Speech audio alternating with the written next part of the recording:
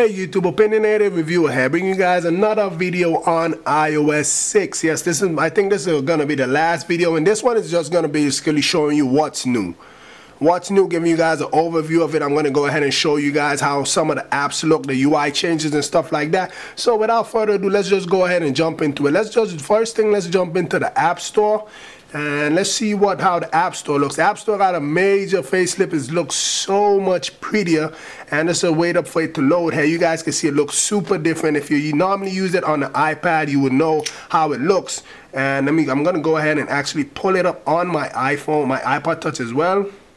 So as I said, guys, got a major facelift. It looks so much different. It looks a lot prettier. On the iPod Touch, you can see how it looks. It's more or less the same thing, but I wanted to show you guys both how it looks on the iPad and also the iPod Touch as well, because of the screen size and stuff like that. But it's so much prettier. It has Facebook and Twitter integration that I went over in my Facebook video. If you guys didn't see that, you guys could check that out. Let's go ahead and come out of that. Let's go ahead and check out iTunes. I don't use the iTunes app. I can't remember how it looked before, but I'm just gonna go ahead and show you guys it. If you use it, then you're gonna know if it looks different, and I think it looks different. I'm not too sure though, but this is how the iTunes app looks. It's kind of look the same as the App Store app. So we're gonna go ahead and come out of that, and let's go ahead and check out the Clock app. Is beautiful. The Clock app looks so much. I can't even remember. I don't even think that it had a Clock app before, but check out that damn Clock app.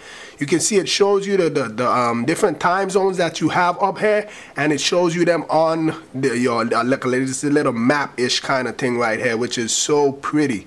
Looks so cool. Let's go and check out. Now you have alarm on the iPad. I don't think it had it before. And you can see right here, this is your stopwatch and also your timer. I already showed you guys the map app in my map video, but I'm just gonna open it up. In case you didn't see that video, you guys can see the video. You can see it right now. This is the 3D app. If you want a full run through of that, I did a video on that right before this one. You guys could go ahead and check that out. On your iPhone and your iPod Touch, there's an app called Passbook, which is pretty cool. If you go to a lot of let's say stores and stuff, and you always get store cards and stuff like that, you're gonna want something for this. It stores your coupons, your store cards, your tickets, your say your plane tickets and stuff like that. If you purchase it in an app, it's gonna actually store it inside this Passbook right here. So it's pretty cool. I haven't tested this out yet, obviously, so I would have to test this out to give you like a full video on it. So I didn't test it out, but your boarding pass and all those tickets and stuff, all of it is going to be stored in one. So definitely I like this app, because I have stuff like foot action and like lids and stuff like that. I would definitely like to store here, because I always leave them home or lost them and stuff like that. It'd be good to have everything in one. So Passbook is pretty cool. That's one of the new apps that they actually announced. And if I go into the settings right here, you're gonna see that the UI bar on the top is actually blue. If I'm not mistaken, it was gray or black before. I really don't pay attention to smaller details like that, but you guys can see it's actually blue up to the top. You have this do not disturb option right here, which I'm gonna just go ahead and use it on the iPad. So you can go ahead and turn that on. And that's similar to the same jailbreak tweet that I did a video on the other day. If I go ahead and I turn this on, I'm going to get my notifications, but it's not going to make a sound. So I would only see my notifications when they come up. So whenever my notifications come up, then I'm going to see my notifications, which is pretty nice. We had a jailbreak tweak for that. You have your favorites and stuff like that. If you want your calls to come in from your favorites, you can go ahead and put it to that. You can actually schedule for it to the do not disturb to be on. So if you want it to be on, say between, let's say 12 a.m. and 7 a.m., you could go ahead and turn that on, and you would not be disturbed at all. This repeat call thing, if somebody calls twice, it's going to automatically silence the second call, which is pretty cool, because some people don't get the gist, and they actually keep on doing it. So I'm going to go ahead and turn that off, and you can see it has like its own symbol up to the top, which is like a little moon. Go ahead and turn that off. You have this little privacy tab here that you can go ahead and check out all your stuff for. So if you don't want Facebook to access your contacts, you can turn that off. You have your calendar, same thing. You have your reminders, and I didn't open up any applications that normally access that kind of information, but if there's an app that accesses that kind of information, you could go ahead and turn this stuff off to manage your privacy a lot better, which is cool. You have your Facebook and your Twitter integration. We had Twitter from iOS 5. Now we have Facebook in iOS 6, which is about time. They should have already incorporated it in iOS 5, but I guess you know how those big corporations are. They normally have problems and stuff like that, whatever.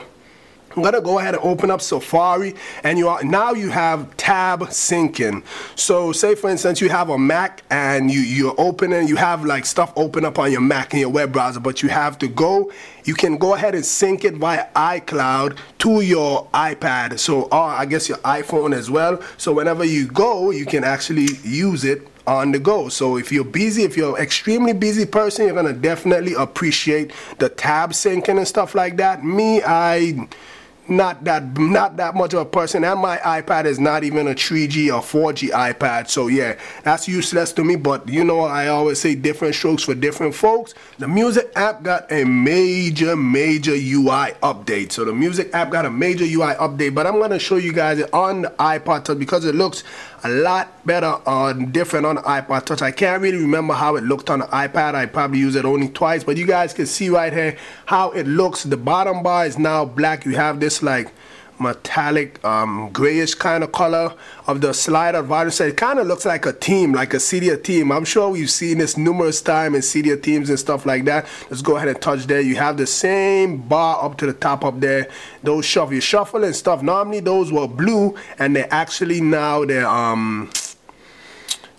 orange now instead of blue. So yeah, that's basically the music app there. Big UI update. It's actually now white. I can't even remember what color it was before, but yeah, it looks a lot better now. It actually looks like a Cydia theme.